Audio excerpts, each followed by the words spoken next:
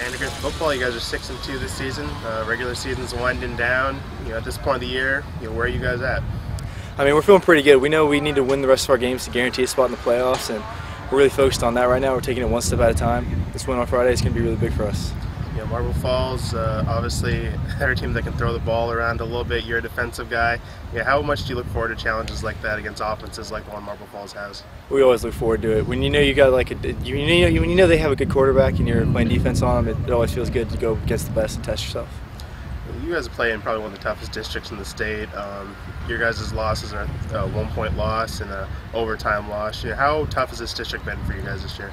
Well, I mean, it's tough every year, but we think we've lost some close games, but we found a way to win against Cedar Park. That really pushed us over the edge, and now we can win those close games, and we think we're ready.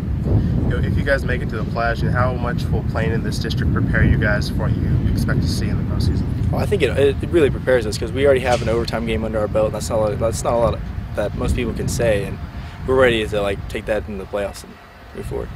You guys a couple weeks ago beat Cedar Park, first time ever for the school. Take me back to that win. How big was that? How excited were your classmates? Take me back through that win.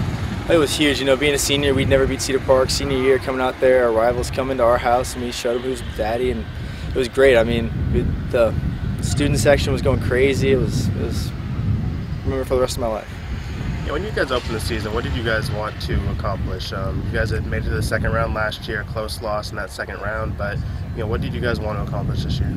Well, we want to do something that's never been done before. We've never made double-digit wins, and we've never practiced on Thanksgiving. Those are two things we really want to accomplish this year. At this point in the season, do you feel that those two goals are still attainable? How confident are you that you guys are going to be able to reach those goals? I'm extremely confident we'll be able to reach them. Anything's possible. You get in the playoffs, get those first 2 wins under your belt, anything's possible. Your guys' offense, a lot of big names on there with Jamie coming back and Travis having the year he's had. Defense, a lot of people might not know about you guys on the defensive side of the ball. Tell me a little bit about your defense and how you think you guys have done this so far this season. Well, we had to fill some holes for sure. I mean, we lost a lot of good players. The All-State, Tristan Prukop, Max Reagan, Jared Hobson, Justin Ershorn. But it feels really good to have these young guys step up. And I know Daniel Conte, he blocked 2 extra points last week, and we didn't do that last year. This past year, the year leading into this one's a pretty big one here at Vandegrift. You guys had your girls soccer team win state, the boys golf team win state, your marching band won state. What's it been like to kind of walk the hallways of Vandegrift, and how much do you guys want a piece of that pie now? Oh, we really want a piece of that pie. We got the band kids walking around the hallways with their little state rings on. It feel really good to get one ourselves. Being at a new school and having the opportunity to kind of set the tradition and set the early stages of the history books, what is that like? Do you guys relish that opportunity?